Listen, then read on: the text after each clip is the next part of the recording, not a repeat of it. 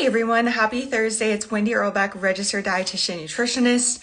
I wanted to pop on here, number one, and wish you a very happy Thursday. I'm going to save this recording. Go ahead and just tell me what you're up to today, where you're tuning in from. It's Thursday, which is always a exciting day, right? Because we're right before the weekend. I know a lot of people like to eat out, which is exactly why I thought, hey, I have a few minutes here. Let's go ahead and do a live and talk a little bit about eating out on the weekends. Maybe you're going to a restaurant. Maybe you're just looking for some simple tips on how to be healthy. Go ahead and just put in the comments where you're tuning in from. If you have any questions about eating out, I'm just going to provide some real quick, simple tips that can help you stay healthy while you're eating out. So for those that are joining us, thank you so much for being here.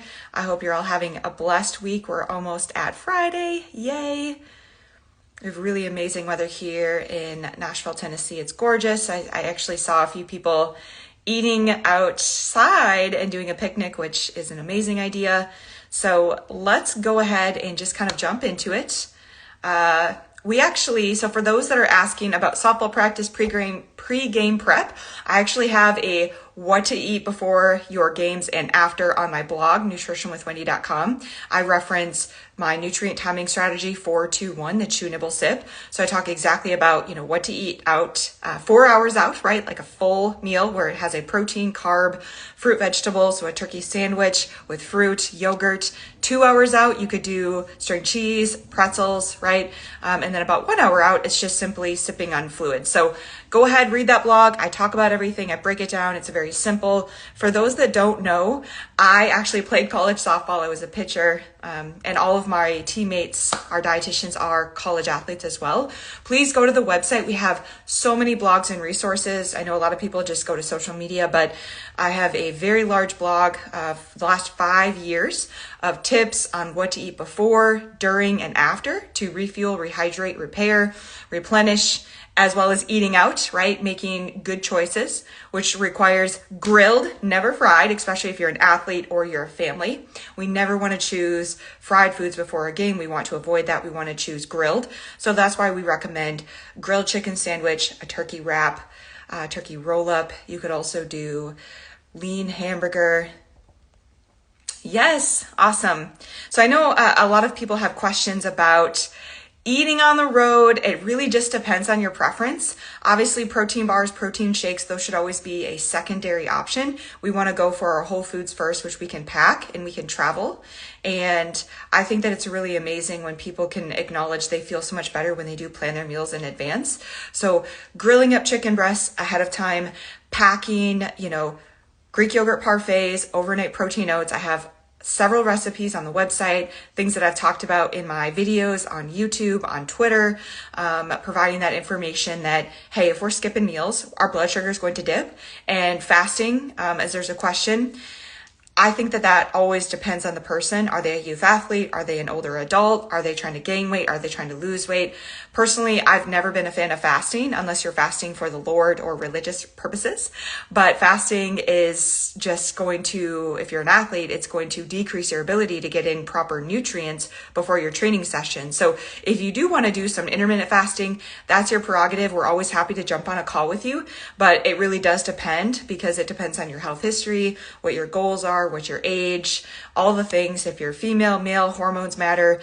But I would say most people should not be restricting calories because they end up overeating at their next meal. It'd be better to just prioritize protein. If you want to do some restricted calories and just increase your protein intake, that would be a great way to balance out blood glucose levels and blood sugar, right? Which we know controls our fatigue rate. And I think that a lot of people really like fasting. And if that works for you, awesome.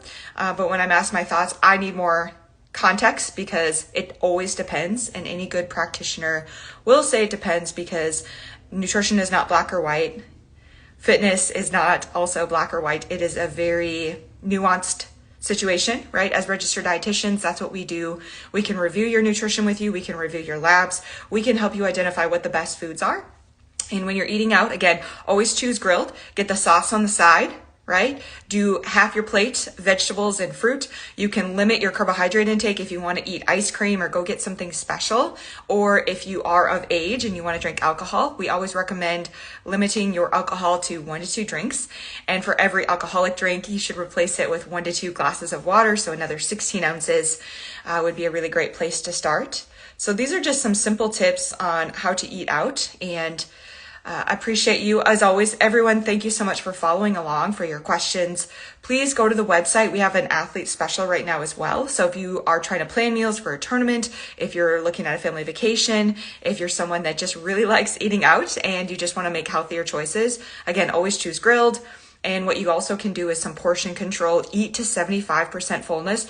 Do not eat past your comfort level for satiety. It'd be better off, right, if you took half the meal and put it up in a to-go box that you can ask your server, and then eat the rest later, right? Or share it. You can share. When we eat out, the meals are always so much larger than our portions should be. So we recommend half the plate, right? And then put the other half away and take it home with you to go for leftovers. Or you can obviously increase your vegetables and have a larger piece of protein if you are trying to lose fat, and always grilled, never fried, sauce on the side, drizzle, don't drench. Make sure that you are eating according to your goals, right?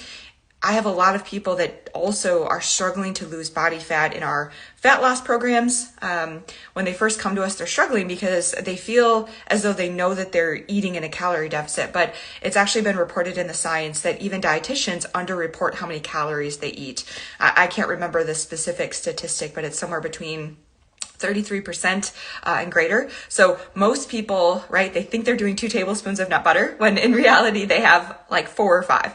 And that can add up very quickly, right? We're looking at an extra pound per week that you're putting on that you're not able to lose. Or if you're trying to gain weight, the same is true as well. People also don't eat enough high calorie foods, right, in the sense of weight gain. So if you are trying to gain weight and you're traveling, just to keep it specific to our travel talk here, nuts and seeds, peanut butter, you can do PB&Js, you could do double deli turkey on your sandwiches if you're trying to gain weight.